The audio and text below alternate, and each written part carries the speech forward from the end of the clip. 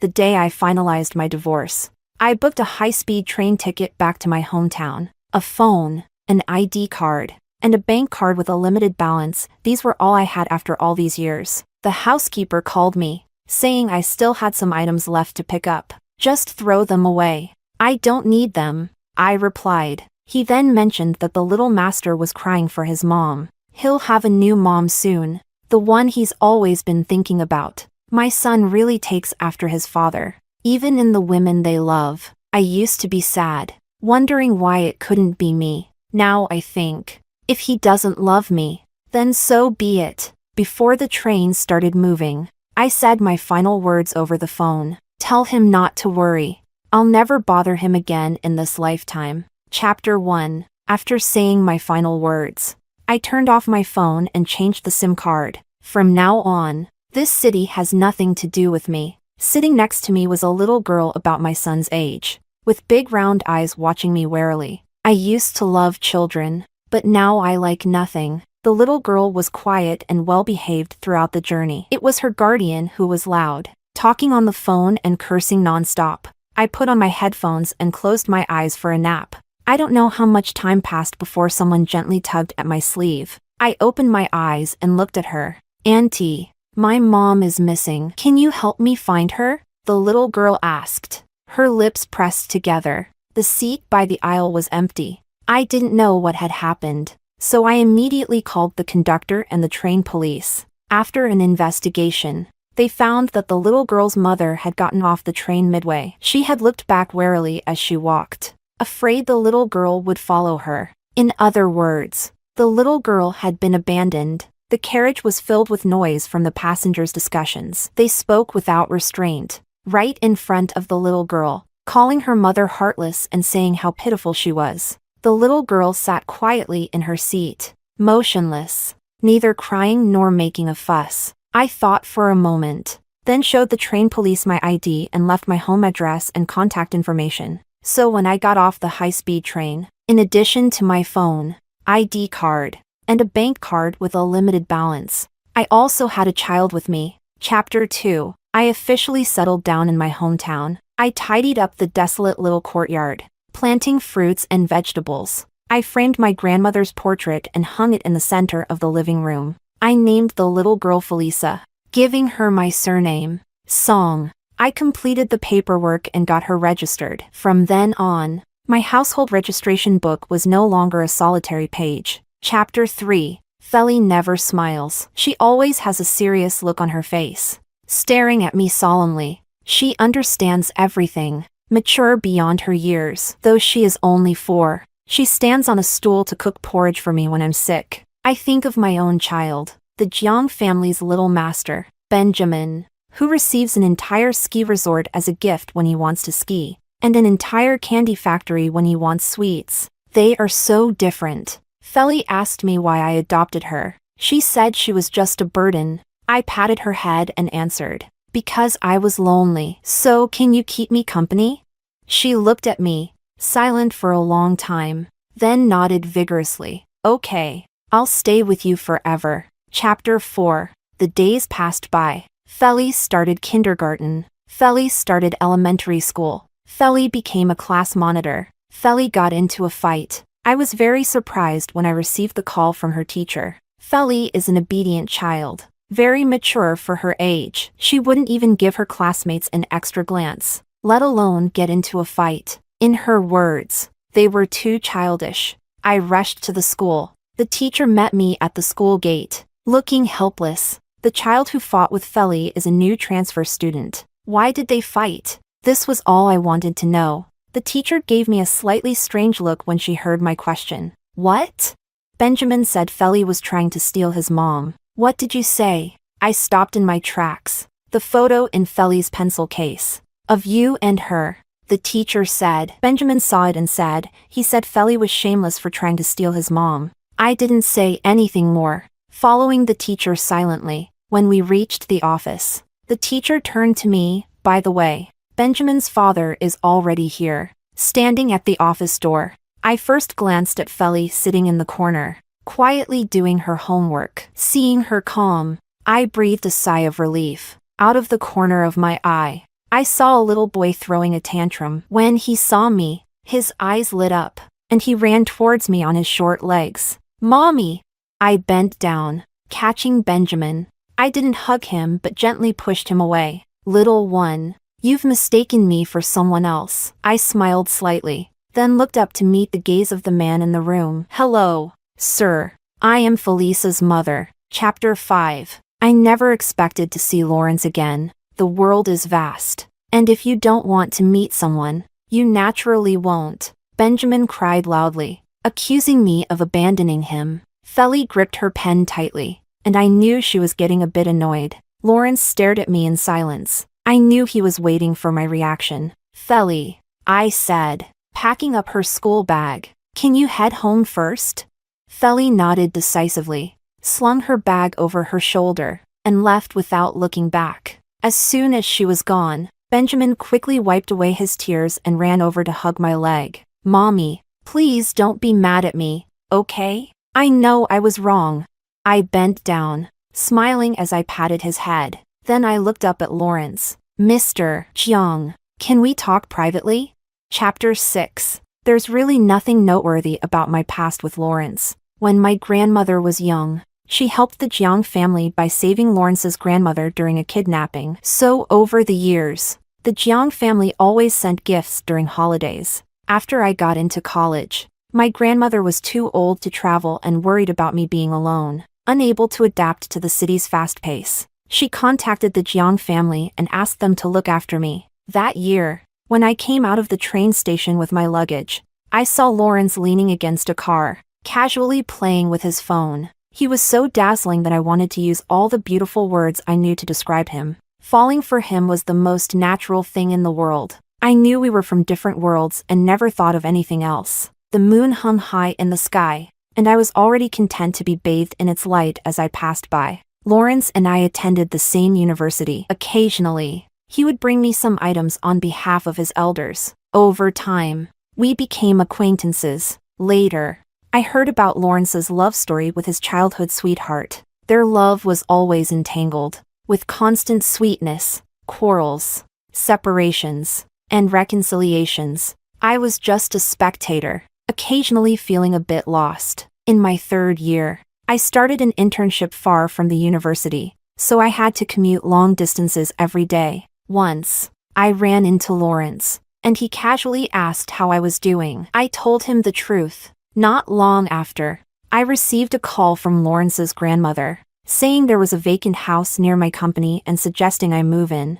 I couldn't refuse the kind offer and was very grateful. After moving in, I noticed traces of Lawrence's life everywhere. Feeling guilty, I kept all my belongings in the guest room to minimize my presence. Until one night, after working late, I came home to find a drunk Lawrence passed out on the sofa. I wanted to avoid suspicion but worried he might catch a cold, so I brought a blanket to cover him. Lawrence opened his eyes and looked at me. I thought he was going to question why I was in his house. Instead, he pinned me down, and we made a terrible mistake. Chapter 7. Nowadays, I don't really remember much about that chaotic night. The human body has a self-protective mechanism. Sometimes, when things are too painful, they gradually fade away. In my life so far, I've only been with one person once, and he called out someone else's name. Thinking back, Lawrence has only ever called me by my name once. On the day we first met,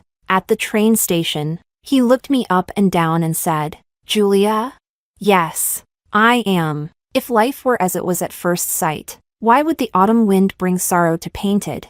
Chapter 8. The campus was silent after school. Lawrence and I stood at the end of the corridor, a vibrant green backdrop behind us. "Didn't you want to talk privately?" Lawrence asked. "Say what you need to say." Since he initiated, I didn't hesitate. "What have you been telling Benjamin these past few years?"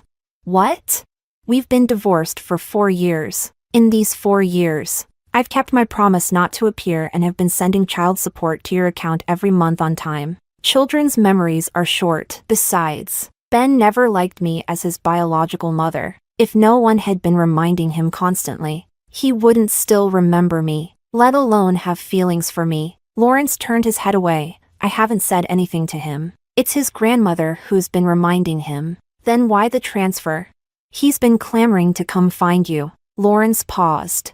I couldn't stop him. Of course. Benjamin is the apple of the Jiang family's eye. Whatever he wants, he gets. Even Lawrence has no principles when it comes to Benjamin. I lowered my gaze, quietly contemplating. After a while, I smiled. It's fine. Once his expectations are shattered, he'll naturally want to go back. I've never been a likable person. Once Benjamin spends enough time with me, he'll realize that his memory has idealized me. In reality, I am still the unlikable, annoying biological mother who will only lower his status. Chapter 9. After returning to my hometown, I opened a small restaurant to make a living. Since I couldn't manage alone, I limited the number of customers. Slowly, it gained popularity and became a trendy spot among tourists. 18-year-old Julia wanted to be a successful woman making millions a year, so she studied computer science. 28-year-old Julia only wanted to guard the small restaurant of less than 100 square meters and quietly spend the rest of her life. Since transferring schools,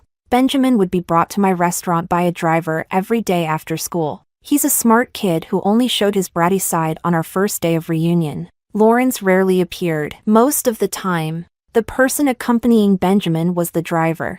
I didn't understand what the Jiang family was thinking. They valued Benjamin so much, yet they trusted him alone in this remote small town. I didn't chase him away. He was the only blood relative I had left in this world. I once stayed awake for 3 days and nights to take care of him when he had a high fever. I once made toys for him by hand, injuring my hands in the process. I must admit, people are inherently selfish. When I did those things for him, I didn't expect anything in return. But after all my efforts, I was somewhat hurt by his disdain, aversion, and dislike. When he was little, he was very attached to me. He needed me to sleep, and he needed me to carry him when we went out. I relied on his dependence on me to endure countless cold stares and grievances at the Jiang family. But as he began to develop his own will, learned to walk, and learned to say no, he gradually stopped liking me, because I would stop him from eating too much candy and sternly educate him when he was being naughty. Children don't discern right from wrong. They only know that I often restricted him. So naturally, he didn't want to be close to me anymore. Until one day, after Lawrence took him out to play, Benjamin came home and boldly declared, "I don't want you to be my mom anymore. I want Aunt Miranda to be my mom. You don't deserve to be my mom. Get out. This is my house." Chapter 10. Feli asked me privately if she could avoid being friends with Benjamin because she didn't like him. Of course you can. I didn't mind, but I was curious. Why don't you like him? Feli is a generous child. She rarely shows clear dislike for someone, usually remaining indifferent. "He hurt you," Feli said calmly. "You're always sad when you see him." I was stunned. "He knows you're sad, but he keeps appearing in front of you," Feli continued, lowering her head, feeling a bit down. "Can I hit him? I can't beat the adult yet, but I can beat Benjamin." Feli thought for a moment. "Mom, can you send me to learn martial arts? I'll become really strong. Mom, I'll protect you." I agreed to send Feli to learn martial arts. She studied with great dedication. The master said, "Your Feli is tougher than many older kids." I remembered Lawrence once mocking me, pointing at my nose. "Who would ever love a woman like you?" "That's not true, Lawrence. Grandma loved me, and Feli loves me, and now, I love myself too." Chapter 11. Lawrence occasionally shows up, always arriving looking travel-worn. He sits in my restaurant, orders a couple of dishes, eats, and then takes Benjamin home. Neighbors ask if Lawrence is pursuing me. They don't know Lawrence is my ex-husband. They only know a wealthy bachelor is chasing after a divorced middle-aged woman with a child. I always laugh and deny it. He's not blind. Why would he be interested in me? He's here to pick up the child, not to court me. In the past, I would have speculated about the purpose behind Lawrence's actions. But now, I have no curiosity about him. Whether he comes or goes, it doesn't matter to me. Chapter 12. Sometimes I wonder when Benjamin will get tired of this trying to win mother's favor game. He's been in the small town with no aquarium, no amusement park, and no big shopping malls for almost 3 months. Perhaps the saying the unattainable is always more precious is deeply ingrained in everyone, even children. The colder I am towards him, the more he wants to cling to me. He often shows a lonely expression when I gently hold Feli's hand, when I bend down to straighten Feli's dress, when I bring out a special dessert I made just for Feli from the kitchen. But whenever I look at him, his loneliness disappears, replaced by a sweet smile. People's preferences change with their feelings. When I loved this child, any slight bump would make me feel bad for a long time. But now, even knowing he's pretending to be strong, I feel nothing. I even wonder why he hasn't left yet. His presence here is really quite annoying. I don't hate him. I just don't like him anymore. Chapter 13. Early summer had arrived, and after the closing ceremony, summer vacation officially began. That day, I opened the restaurant as usual, and by the time I closed in the evening, Benjamin still hadn't shown up. I assumed he had finally tired of the boring game and decided to return to his life as a privileged young master. But when I got home in the evening, I found him holding a delicate cake box, sitting obediently on the steps of the small courtyard. Lawrence was with him, accompanied by several gift bags. Their striking looks drew amazed glances from passers-by, but they were focused solely on what was in front of them. "Dad, when will Mom be back?" "Soon. We specially came to celebrate her birthday and brought so many gifts." "Will Mom be happy?"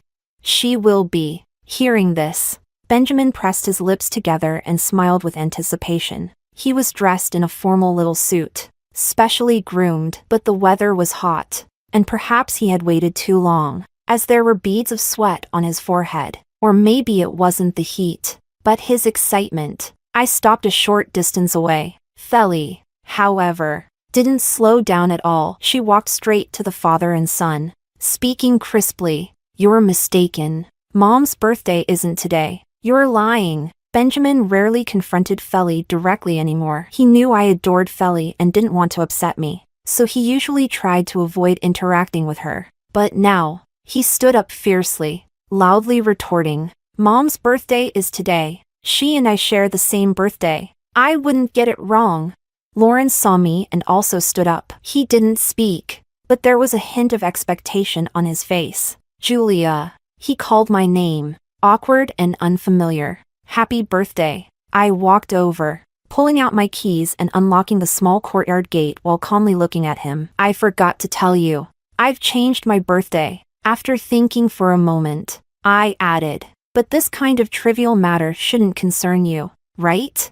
Chapter 14. I used to love celebrating my birthday. Grandma was a little old lady who loved ceremonies. Every year on my birthday, she would prepare a big table of dishes, a beautiful cake, and a delicate gift. There were only the two of us in the house, but it never felt lonely. She wasn't in good health and couldn't travel long distances. But after I went to college and couldn't be home for my birthday, she would always fly across the country to be with me, blowing out candles and eating cake. When Grandma was alive, I was never lonely. That year, on my birthday, Grandma flew over to be with me as usual. I was in the late stages of my pregnancy with Benjamin. I didn't want Grandma to worry, so I hid all my discomforts and lied to her, saying Lawrence was very caring. But in reality, Lawrence hardly ever looked at me. Even though we lived under the same roof, he treated me like I was invisible. At the time, I understood him. What happened between us that night was a mistake. I even thought that since Lawrence was drunk,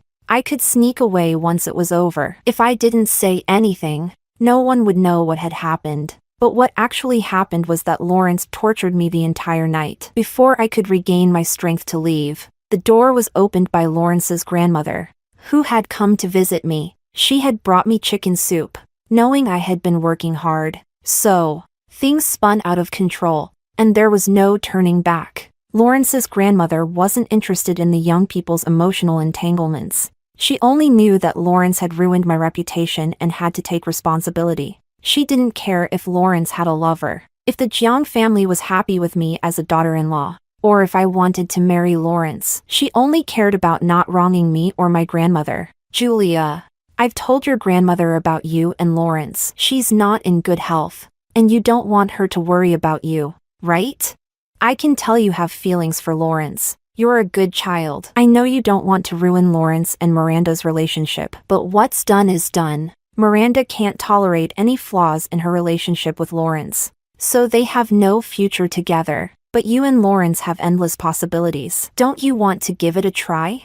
I have to admit, for a moment, I was tempted. But before I could make a choice, I found out I was pregnant. The symptoms were severe, impossible to hide. So, I had no way out. I had to grit my teeth, endure Lawrence's hateful looks, and start a marriage that was destined to be unhappy. Sometimes, I hated my own deep-seated tendency to compromise. I had to act happy and sweet in front of the elders and indifferent in front of Lawrence. But in truth, I was not happy. I was in pain. Morning sickness was painful. Swelling was painful. Cramps were painful. Being despised by the Jiang family was painful. Being hated by Lawrence was painful. Being mocked by Miranda was painful. I endured it all and faced yet another birthday. Grandma was very happy. She not only prepared a gift for me but also for her future grandchild. She said she wasn't leaving this time and would stay until I gave birth and finished my postpartum period. But Grandma didn't get to see Benjamin being born. On my birthday, I took her out for dinner. She witnessed Lawrence and Miranda holding hands and kissing sweetly. Then she had a heart attack and ended up in the hospital. Chapter 15. My resentment toward Lawrence probably started around that time. I wasn't the one who made a mistake. I was the biggest victim. So why did I have to bear all the consequences? As soon as Grandma was sent to the hospital, she was taken to the emergency room. Not long after, the Jiang family arrived. Lawrence's grandmother slapped him hard in front of me, but I didn't want to stop her. I only stared at the surgery room, hoping the doctor would bring me good news. However, it wasn't long before the light in the surgery room went out. The doctor came out and regretfully told me to say goodbye to the elder. How ridiculous. To say goodbye. My grandma, just an hour ago, was smiling and holding my hand, saying she had personally made soft clothes for her good grandson. And now, I had to say goodbye?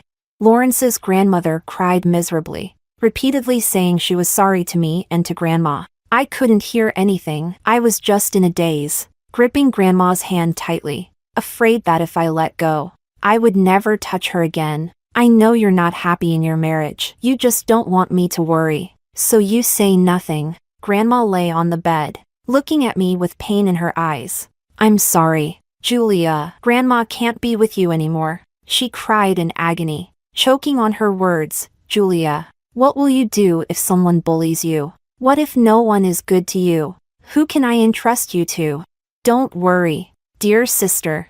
I will take good care of Julia. Lawrence's grandmother vowed tearfully, pulling Lawrence to make him promise too. Lawrence knelt by the bed, telling Grandma, don't worry, Grandma. I will take good care of her. Grandma looked at him with cloudy eyes and smiled sadly. The biggest regret of my life was asking your family to take care of her. She clung to my hand, her eyes filled with reluctance to part with me. But in the end, she still left. She left with resentment, regret, and deep sorrow. I clutched my aching belly, and in the midst of my collapse and despair, I screamed through most of the night in the delivery room, giving birth to Benjamin, perhaps out of guilt. Lawrence rarely saw Miranda after Grandma's death and often helped with the child. Though he still didn't speak much to me, at least we maintained a polite distance. Miranda went abroad because of her heartbreak and rarely contacted Lawrence. I thought my life would continue like this, stuck in an unhappy marriage,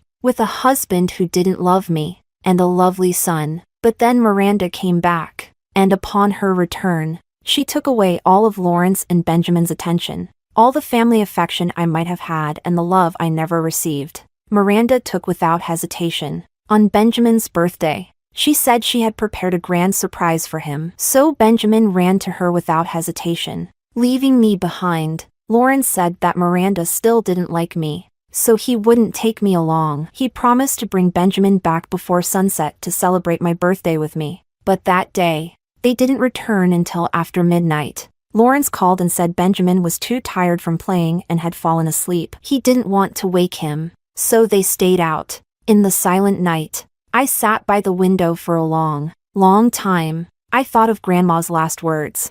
holding my hand and asking what I would do if no one treated me well. Grandma, I no longer like celebrating my birthday. Chapter 16. Out of courtesy, I let the father and son in and poured them some water. Feli took the calendar from the cabinet and pointed to a date circled in red. This is Mom's birthday. Benjamin looked at me uneasily, his eyes wet, wanting to speak but not daring to. They really were alike, father and son. From appearance to behavior, it seemed like I had only provided the womb because there wasn't a trace of resemblance to me in Benjamin. Lawrence piled the gifts in an empty corner. This time it was my oversight. Next time. There's no need to prepare these next time. I interrupted. There's no need to come next time either. Lawrence's back stiffened, and after a long pause, he turned around. Sorry, can we talk privately?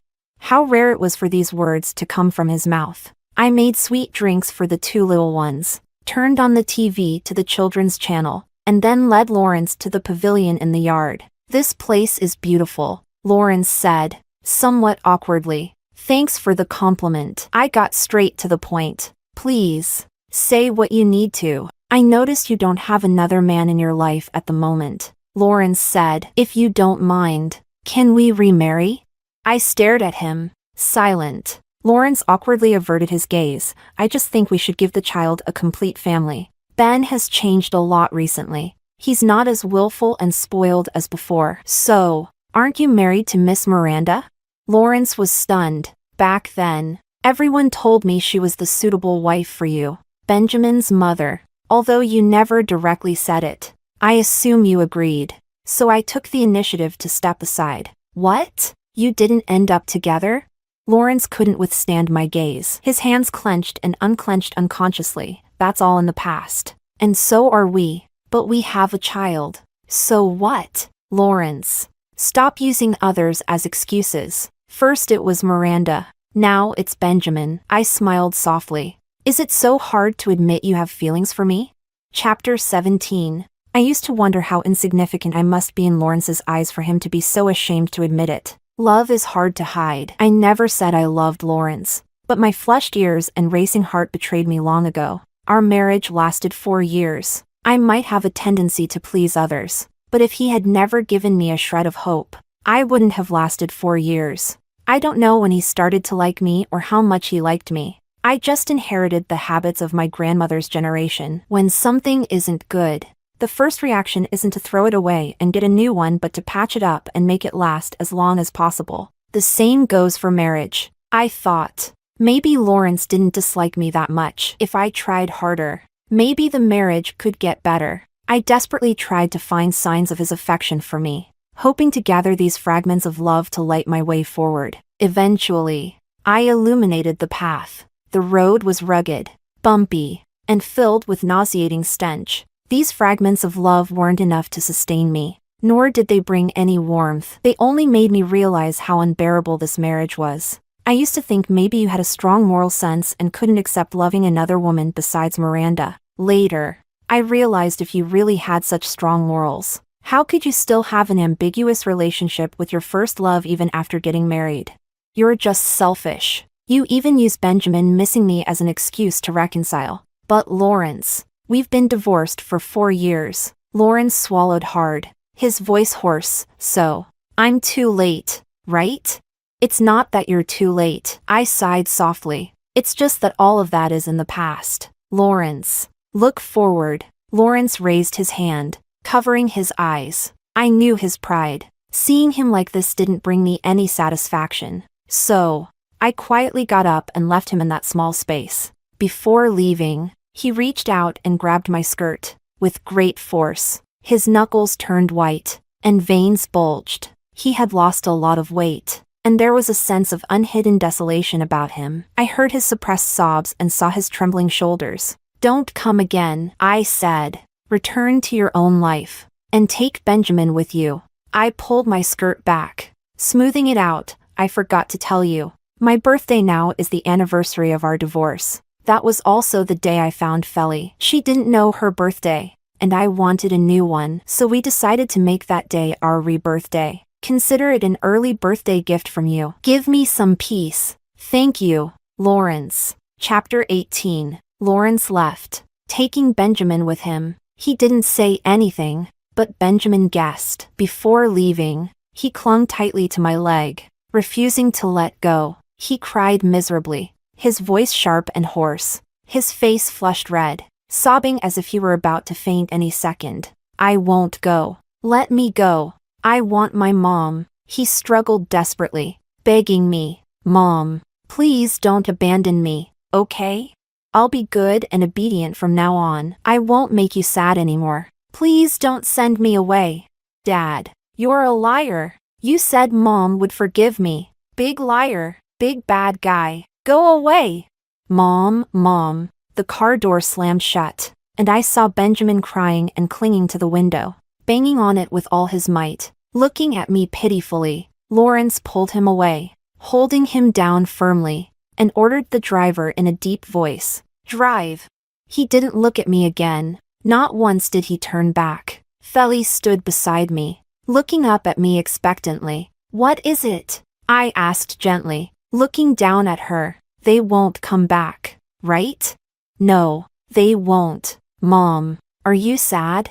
I just smiled and rubbed her head. Feli, everything will pass. Remember, no matter how painful things are, as long as you keep moving forward, with determination and without looking back, you will get through it. I've already walked far ahead, but it seems Lawrence and Benjamin are still standing in the same place. But it doesn't matter. We were never meant to be on the same path, so there's no need to stop and wait for them. That night, I had a dream. In the dream, I returned to a few years ago, to when Benjamin was just born. I was so exhausted from taking care of him that I fell asleep on the sofa. In my days, it was Lawrence, coming home late from work, who picked me up, carried me upstairs, and gently placed me on the bed. He brushed my hair away from my forehead and gave me a tender kiss. Good night, honey. At that moment, I truly believed I could spend my life with him. Later, I understood that a lifetime is too long, and no one can accompany anyone through it entirely. He was a passerby in my life, a vivid brushstroke in my otherwise calm existence. But that's all he was. Lawrence, you and I. Long ago, it was already the end for us. Epilogue 1. After Lawrence and Julia divorced, the atmosphere in the Jiang family was gloomy for a long time. The woman who was unwelcome by everyone was finally gone, but the expected relief did not come. Lawrence, always a man of few words, spoke even less after the divorce. He was busy with work, either on a business trip or on his way to one. Even when he came home, he usually fell asleep immediately. Benjamin, on the other hand, seemed carefree, running around with the nanny every day and throwing tantrums whenever things didn't go his way. But one day, he suddenly asked, "Where's Mom?" The nanny didn't know how to respond. Benjamin was proactive. He looked under the table, in the wardrobe, in the garden, searching for a long time but finding nothing. Where did Mom hide? Children forget easily, but Benjamin was smart. He could clearly recall the last time he saw Julia. That morning, before Julia left, she smiled, bent down, and patted his head. "Ben, Mom is leaving. I used to hope you'd be a good and obedient child, but now I understand that you're different from me. You have the privilege of being willful. In the days to come, be happy and joyful." At that time, Benjamin didn't take these words to heart. He was annoyed by Julia's lectures and resented her control over him. But now, as he remembered those words and looked around the large villa, realizing Julia's presence was nowhere to be found, he finally realized and started to feel sad. That evening, when Lawrence came home, Benjamin unusually grabbed his hand. "Dad, did you fight with Mom?" Lawrence stopped and looked down at him. Benjamin's innocent face frowned. "Can you apologize to Mom and make up with her? I haven't seen her in a long time. I want to eat Mom's sweet and sour ribs. Can we have them tonight?" Lawrence looked at Benjamin's expectant face, first expressionless, then slowly revealing a cruel smile. "I didn't fight with her. I divorced her. Do you know what divorce means? Divorce means she doesn't want you anymore. She will never see you again, no matter what you want to do. She won't care anymore. She abandoned you. Understand?" He seemed to enjoy the fear on Benjamin's face and repeated, "Benjamin, She doesn't want you anymore. She'll have other children. More obedient and cuter than you. You mean nothing to her now. You're lying. Mom wouldn't abandon me. Benjamin screamed. You're the one she left. Mom said she loved me the most.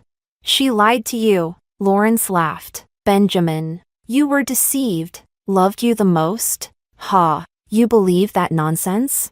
Lawrence, what are you saying to the child? The elders of the Jiang family rushed over, quickly holding the distraught Benjamin, comforting him softly. Ben, don't cry. Dad was just joking with you. I want Mom. Mom is busy right now. She went back to her hometown and will be back in a few days. Okay? No, no, no. I want to see her now. Benjamin struggled forcefully. Lawrence despised Benjamin's willfulness the most. He watched Benjamin's tantrum indifferently, like an outsider, without a hint of emotion. Even when Benjamin cried so much he almost vomited, Lawrence just frowned slightly and went upstairs. The bedroom was exactly the same as before Julia left, including the large wedding photo on the wall. Sometimes Lawrence didn't understand his own thoughts. When he and Miranda broke up, he blocked her, deleted her number, threw away all mementos, wishing everything related to her would disappear from his world. But after divorcing Julia, he threw nothing away. As if throwing things away meant losing, he tried hard to keep his emotions stable, to prove that Julia's departure didn't affect him at all. He thought it was just a woman he didn't love. Divorce was supposed to be a relief. Half a year after the divorce, Miranda asked him if he wanted to get married. Lawrence was silent for a while and then said, "Forget it." Benjamin was still causing a fuss looking for her a few days ago. "If I marry you, he'll probably throw a huge tantrum." Miranda looked into his eyes and asked, "Are you really not marrying me just because of Benjamin? What else?" Miranda laughed, a hint of mockery in her tone. "Lawrence, sometimes I admire you. After all, you even deceive yourself." Lawrence didn't understand. What was he deceiving himself about? Epilogue 2. When Benjamin turned 18, Lawrence was still single, but Julia had remarried. She married a programmer, shy and quiet but very kind to her, perhaps out of love for her. The programmer even cared a lot about Benjamin, his stepson. On the wedding day, Benjamin attended the ceremony. When he came back, at the dinner table, he mentioned to Lawrence that the atmosphere at the wedding was very nice, with not many guests but very lively. Lawrence just silently chewed his food, not even bothering to give him a glance. This was the usual way they interacted. There wasn't much affection or conversation between them, just the polite but distant relationship typical of a wealthy family. So Benjamin didn't know that Lawrence also attended the wedding that day. Not only did he go, but he also gave a red envelope. Inside was a bank card. Julia didn't take it. "Keep it. I know you don't need this, but it's just a little gesture from me. I can't give you anything else." Julia shook her head. "You don't need to give me anything." She wore a simple dress, not as grand as her wedding to Lawrence, but her smile was much more genuine. Lawrence looked at her once and then looked away. He was afraid that if he looked any longer, he would break down in tears and beg Julia not to get married, not to leave him. The dressing room was very quiet. Someone knocked on the door. "Is the bride ready? It's time to go on stage." "Ready." Julia stood up and asked Lawrence. "Ben is outside. Why don't you join us for a meal before you leave?" "No." Lawrence shook his head, stood up, and walked to the door first. With his hand on the door handle, Lawrence suddenly spoke. "By the way, there's something I've never told you." "I used to be jealous of Benjamin and Grandma." Julia was surprised. "What did you say?" "Everyone said you loved me deeply, but I always felt that in your heart. Grandma was more important than me." Lawrence's tone was calm. "So I was always unhappy. Then Benjamin was born. No matter what we were doing, as soon as Benjamin cried, I ceased to exist in your eyes." Lawrence said, "So, I always disliked Benjamin. Maybe subconsciously. I always wanted all your attention." Lawrence laughed self-deprecatingly. "Too bad I wasn't that lucky." So he lost what he originally had too. "And I wasn't drunk that night. I was very clear-headed." Lawrence finally turned around and looked at Julia. "If you're ever unhappy in the future, come to me anytime. But if you're happy, don't tell me. You know, I'm not a good person. Seeing your happiness not involving me, I'd want to ruin it. From the first day the programmer appeared by Julia's side, Lawrence knew. The desire to destroy instantly broke free, like an ugly reptile, lurking in the shadows, plotting to ruin Julia's second chance at happiness. But Julia's smile was so beautiful. She looked genuinely happy. Not witnessing Julia and the programmer's wedding was the greatest blessing Lawrence could give. Is it sad? Yes. It's sad. Is it regrettable? Yes. It's regrettable. But no matter how sad or regretful, in this lifetime, he and Julia are over. Lawrence thought of the year he first met Julia. He was reluctant to pick up the country bumpkin sent by his grandmother. Just a second before seeing Julia, he was complaining to his friends on his phone. But when he looked up and saw Julia, he almost stopped breathing. She was like a cool breeze, sweeping away all the summer heat, leaving only the sound of cicadas and the dappled sunlight through the trees. The attraction was instantaneous. He did many things he couldn't understand, his eyes unconsciously following her in every moment of life. By the time he realized it, there was no turning back for them. He watched as the sunlight on her gradually faded, shadows growing larger. At that time, he really thought she would stay by his side for life. In a daze, Lawrence seemed to dream. In the dream, he returned to their wedding day. The officiant held the microphone and asked him, "For richer, for poorer, in sickness and in health, Mr. Lawrence, do you take Miss Julia to be your wife?" He heard his own answer, "I do."